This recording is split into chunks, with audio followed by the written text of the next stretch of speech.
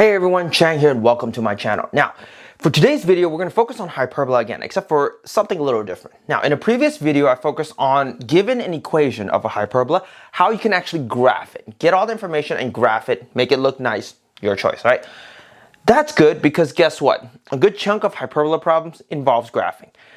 The only problem is the other good chunk doesn't involve graphing. It involves, given an equation, getting all the necessary information. Now, when we're talking about the equation, remember there's two, possible scenario. There's the possibility of it opening left and right, where x is the positive variation, and there's a possibility of it opening up and down, where y is the variation, right? The positive variation. So here's the thing. With that, you have to pay more attention to what's positive, what's negative, and while this is labeled A and B, it's more important to see where it's located in relation to the variable itself. If this is under x, right, then know that whatever is going to happen is in relation to the x coordinates. If this is under y, then know that it's going to be in relation to the y coordinate. Simple as that, right? The actual letter of A and B doesn't matter that much. All right, cool. Let's just talk about how we can get these very easily. First and foremost, center. I love center. It's always going to be h and k. And how do we know that? Well, guess what? Based on our experience with circles, ellipses, it's always going to be right next to the variable in question. H is always right next to x. So whatever's right next to x, that's going to be your x coordinate. Whatever's right next to y, that's usually going to be your y coordinate. That's fairly simple. Now, vertex, co-vertex, that's a little tricky because it's based on the different scenario that you have, if it's opening left and right or if it's opening up and down. Well, let's just assume first and foremost it's opening left and right. Okay, so in that case, it's going to be h, except for since it's opening left and right, we're paying attention to the x coordinate, which is going to be a. So it's going to be plus minus a, right? And then k is still the same. Or in the situation that it's opening up and down, there's going to be h, k plus minus b, right? Because b is under the y coordinate. All right, well, co-vertex, same thing, except for flipped, right? Because whatever is not the vertex is technically the co-vertex. So in this case, if we're looking at the first scenario, it's going to be h, comma, k plus minus b. Or second scenario is going to be h plus minus a, comma, k. There it is, okay? Transverse, remember that transverse is just the distance between the two vertex. So depending on if it's opening left and right or up and down, it's going to be either 2a or 2b. So it's going to be 2, right, the distance from the center to one of the vertex and the center to the other vertex. So it's going to be 2a or 2b. Asymptote. Now, you got to be a little careful about asymptote because usually they ask you for just the slope. Sometimes, however, they're going to ask you more than just the slope. They're going to ask you for the equation itself. So for here, I'm just going to say it's going to be plus or minus b over a, or I guess you could say plus or minus a over b. But remember that slope is, changing y over changing x. So whatever is up here, just in case that they, flip the variables, it's always going to be the y coordinates over the x.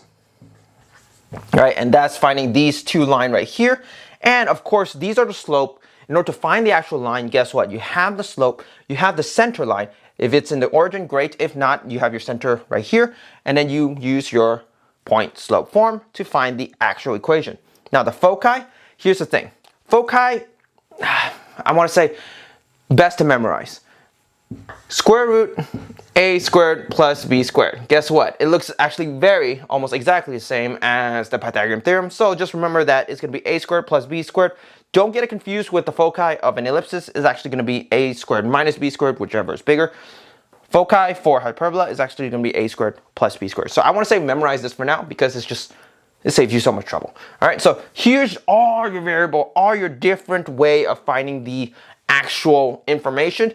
But in all honesty, I don't think this is nearly as useful as understanding how to get it just from interacting with the equation. Memorizing this is good if you have extra bandwidth in your head. I don't, so I'd rather understand where it comes from than memorizing. Let's look at actual problems and how we can get the information. We have an actual center. It's not just the standard origin 0, 0, right? If we look at this, we can tell. At least with this one, this is right next to the x. So the center for the x coordinate is going to be 2. And this one is right next to the y. So the center for the y coordinate is going to be 3. So there's our center right there. Now, remember that these two right here, this is technically 2 squared. This is technically 4 squared. So that's more important. That's the number we want, not the actual 4 and 16, right? If we're looking at vertex, in front, the positive is x. So this one, again, is going to be opening up basically left and right. Okay, so it looks like that. All right, so that means the vertex is in relation to left and right. So if we're looking at what the vertex could potentially be, that's just going to be 2. Remember, we're not starting at 0, 0 now. It's going to be 2, and then the difference is going to be 2. So it's going to be 2 plus or minus 2. In this case, it's going to be 4, 3, which is 2 plus 2. And the other one's going to be 0, which is 2 minus 2, right, 3. So that's our vertex. Well, guess what? This is going to be in relation to our co-vertex. So we're going to start with the center coordinates again. It's going to be 2, except for now we're worried about the y. In this case, it's going to be plus or minus 4. Well, if it's plus 4, that's going to be 2, 7, and the second one is going to be 2, and it's minus 4 is going to be, guess what? 3 minus 4 is negative 1. So there's our co-vertex. Now remember that our transverse is where the vertex is, the distance between the two vertex. We know the vertex is roughly going to be like right here and right here. And we're looking for this guy right here. That is our transverse. So if we look at the distance itself in terms of the, basically from the center, it's going to be 2 and 2 based on this number right here. So our transverse is actually 2 times 2, which is going to give us 4. Okay, now the asymptote, once again, we're just looking at the different coordinates. It's going to be 4 over 2, right? Plus or minus 4 over 2, which is just basically 2. This is our slope, m equal. Now, let's, for example, say that in the asymptote, they're not asking for the slope, but they're asking for the actual equation. So what do we have? We have the slope and we have the center point. We also know that y minus y1 equals m times x minus x1, right? That is our point slope form. Well, we have our slope, we have our point. Well, don't forget this is plus and minus. There's going to be 2 equations, right? Because there's 2 asymptotes. So in this case, what we're going to do is we're going to have y minus, our y coordinate is going to be 3 equals m. This one we're going to have 2 variations. We're going to have 2 times x minus 2 right here. So we're going to solve this, which is hopefully fairly simple. Y minus 3 equals 2x minus 4. And then you add 3 on both sides. So one of them is going to be y equals 2x. Negative 4 plus 3 is going to be minus 1. That's one of the asymptote. The other variation is when we look at the negative version, right? So it's going to be y minus 3 equals negative 2 times x minus 2. And then after we factor everything out, y minus 3 equals negative 2x plus 4. And then when we add 3 on both sides, right, we have y equals negative 2x plus 7, right? So that's going to be our 2 actual equation, line equation, for our asymptote. So that's just a situation where instead of just asking for the slope of the asymptote, we're looking for the actual equation of the asymptote. And then the foci, if you remember, is just these 2 add together. Well, technically these 2, right? So the square root of 2 squared plus 4 squared, or 4 plus 16, is going to be, well, here it is, square root of 20, which is going to be, what is it? 2 square root 5, if you wanted to simplify it. That's our foci, and then of course you start finding out where they are based on the vertex. Alright, so there's no way we're going to finish the video unless we have a situation where, guess what? Y is in front and y is positive. So once again, when we're looking at the center, in this case, we actually have to be very careful, right? The coordinate itself is based on its relation to the variable. So this is technically our x coordinate, this is our y coordinate. Luckily for this problem, it's still exactly the same, but if it were a different number, you have to pay attention to that. So this one, our center is 2, 2. Great. Our vertex, however, now is actually in relation to the hyperbola going up and down. So actually going to look something along the lines of this rather than left to right, right? Because the y is in front and y is positive. That's the main reason. So if we're looking at the vertex and the coordinate of the vertex, and this one already, I kept it as basically the square of a number so we don't have to do, menial math to try to figure that out. There it is.